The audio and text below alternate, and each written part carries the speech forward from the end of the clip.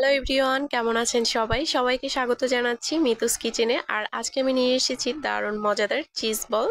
এই চিজ বলটা কিন্তু সবাই অনেক পছন্দ করে, ছোট থেকে বড় সবাই কিন্তু এটা খুবই পছন্দ করবে। একবার দেখলেই কিন্তু এই রেসিপিটা সবাই করতে পারবেন খুব সহজে। আর আমি কিন্তু এটা ইস্ট দিয়ে করেছি। সো ভিডিওটা স্কিপ না করে দেখতে থাকুন। প্রথমে আমি একটা বলে নিয়ে নিচ্ছি জল। এখানে আমি উষ্ণ গরম জলটা নিয়েছি, আর তার মধ্যে আমি বেশ অনেকটাই চিনি দিয়ে দিয়েছি। আপনারা চিনিটা আপনাদের পছন্দ মতো দিবেন, কিন্তু চেষ্টা করবেন চিনিটা দেওয়ার, তাহলে কিন্তু ইস্টটা অনেক বেশি ফুলবে। চিনিটাকে খুব ভালোভাবে জলের সাথে মিশিয়ে নিতে হবে। আর তারপরে চিনিটা মেশানো হয়ে গেলে আমি এখানে দিয়ে দিচ্ছি ইস্ট। আমি এখানে 1 চা চামচ ইস্ট দিয়ে দিলাম। 1 কাপ ময়দার জন্য 1 চা চামচ ইস্ট। যদি ময়দাটা বেশি দেন তাহলে ইস্টটা অবশ্যই বেশি দিবেন। আমি এটাকে ঢেকে রেখে দিলাম 15 মিনিটের জন্য। 15 মিনিট পর দেখতেই পাচ্ছেন ইস্টটা কিন্তু ফুলে দ্বিগুণ হয়ে গেছে। ইস্টটাকে আমি একটু নাড়াচাড়া করে নিচ্ছি। আর তারপর আমি এখানে দিয়ে দিব গুঁড়া দুধ। গুঁড়া দুধটা দিলে কিন্তু টেস্টটা অনেক বেশি ভালো আসে। এখানে আমি ছোট 1 প্যাকেট গুঁড়া দুধ দিয়ে দিলাম। আপনারা চাইলে এখানে জলের পরিবর্তে কিন্তু উষ্ণ গরম লিকুইড দুধ দিয়েও ডোটা করতে পারেন। আমি যেহেতু আগে জলটা দিয়েছি সেই জন্য এখানে গুঁড়া দুধ দিয়ে দিলাম। আর দিয়ে দিলাম স্বাদ মতো লবণ। এটাকে একটু মিশিয়ে নিচ্ছি। তারপর এখানে দিয়ে দিতে হবে ময়দা। আপনারা কিন্তু এটা আটা দিয়েও করতে পারবেন, আমি এটা আজকে ময়দা দিয়ে করেছি। আর চেষ্টা করবেন চিনিটা একটু বেশি দেওয়ার। চিনিটা বেশি দিলে কিন্তু টেস্টটা অনেক বেশি ভালো আসে। এখানে আমি দিয়ে দিলাম 1 কাপ ময়দা। ময়দাটাকে প্রথমে আমি একটু চামচের সাহায্যে মিশিয়ে নিলাম। আর তারপরে কিন্তু হাত দিয়ে খুব সফট একটা ডো তৈরি করে নিব।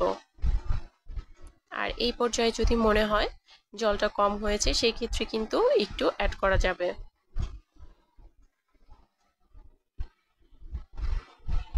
আমি হাত দিয়ে খুব সফট একটা ডো তৈরি করে নিচ্ছি।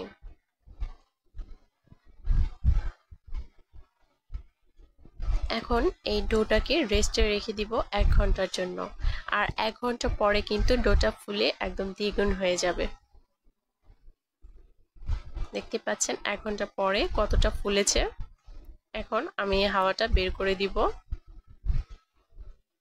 হাওয়াটা বের করে দিয়ে আমি বেশ কিছুক্ষণ এটাকে মুথে নিব।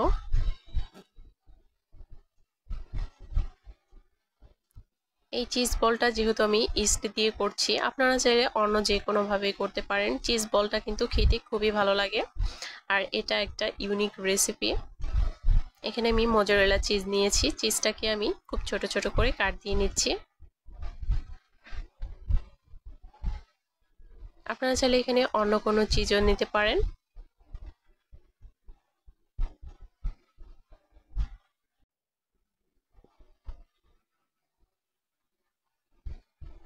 দেখতে পাচ্ছেন চিজটাকে আমি কিভাবে কেটে নিয়েছি।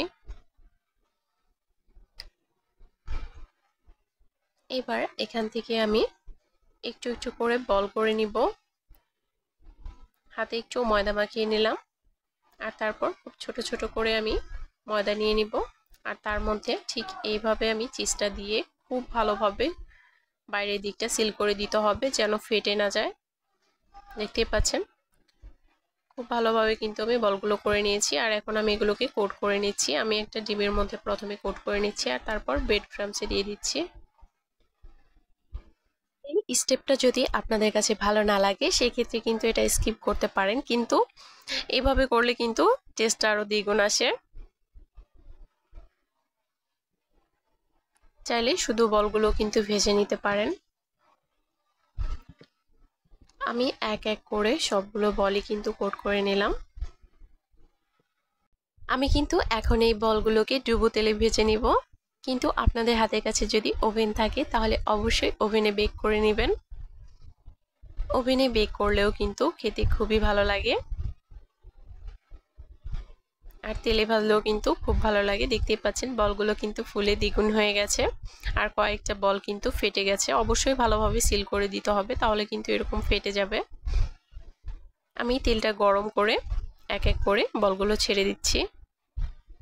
তেলটা কিন্তু খুব বেশি গরম করা যাবে না, তাহলে কিন্তু প্রথমেই পুড়ে যাবে, উপরের দিকটা পুড়ে যাবে কিন্তু ভেতরে কিন্তু কাঁচাই থেকে যাবে।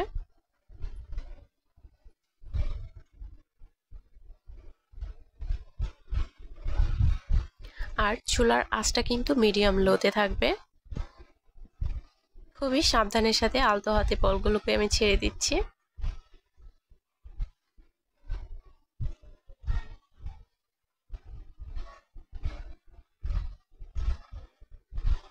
বলগুলো আমি একটু সময় নিয়ে ভেজে নিব, যেহেতু চুলার আঁচটা লোতে আছে। ভিডিওটি ভালো লাগলে অবশ্যই আমার চ্যানেলটি সাবস্ক্রাইব করে দিবেন এবং অল নোটিফিকেশন অন করে দিবেন।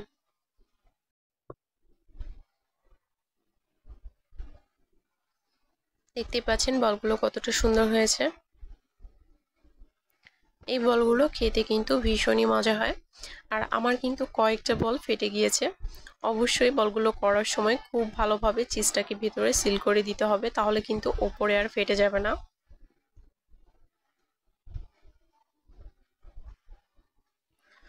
বেশ অনেকটা সময় ধরে কিন্তু আমি এই বলগুলোকে ভেজে নিচ্ছি। 3 মিনিট পরে আমি এগুলোকে উল্টে পাল্টে দিচ্ছি।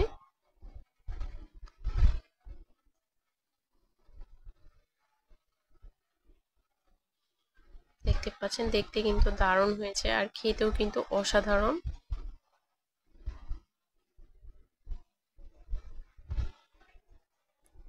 এই চিজ বলটা কিন্তু আরো বিভিন্নভাবে করা যায়, কিন্তু আমার কাছে পার্সোনালি এইভাবে ভীষণই ভালো লাগে।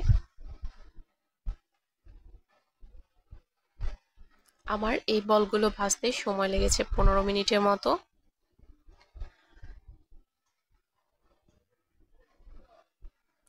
যদি ওভেনে বেক করেন তাহলেও কিন্তু 15 মিনিট থেকে 20 মিনিটের মতোই সময়টা লাগবে।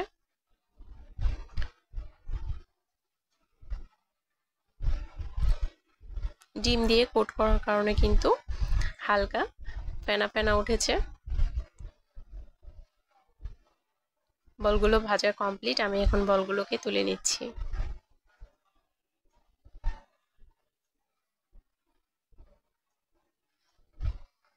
ভিডিওটি কেমন লেগেছে অবশ্যই কমেন্ট করে জানাবেন। আর এই রেসিপিটা অবশ্যই ট্রাই করে দেখবেন, আশা করছি এটা সবার কাছে অনেক বেশি ভালো লাগবে।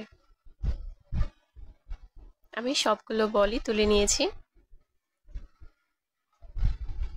দেখতে পাচ্ছেন কতটা লোভনীয় এই বলগুলো, ছোট থেকে বড় সবাই কিন্তু এই বলগুলো খেতে ভীষণই ভালো লাগবে। আর যারা চিজ ভালোবাসে তাদের তো কোনো কথাই নেই।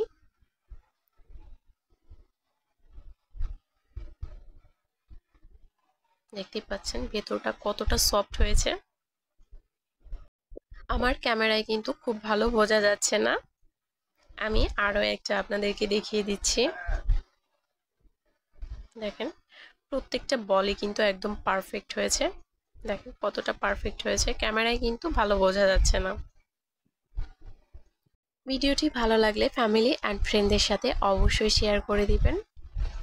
আর সবার কাছে রিকোয়েস্ট রইল এই চিজ বলটা অবশ্যই একবার ট্রাই করে দেখবেন, আশা করছি সবার কাছে এটা খুবই ভালো লাগবে। সবাই ভালো থাকবেন, আবার দেখা হবে নতুন কোনো ভিডিওতে। আজকের মতো এই পর্যন্তই। আর কে কি রেসিপি দেখতে চান আমাকে অবশ্যই কমেন্ট করে জানাবেন। আর সবাই আমাকে অনেক বেশি সাপোর্ট করবেন।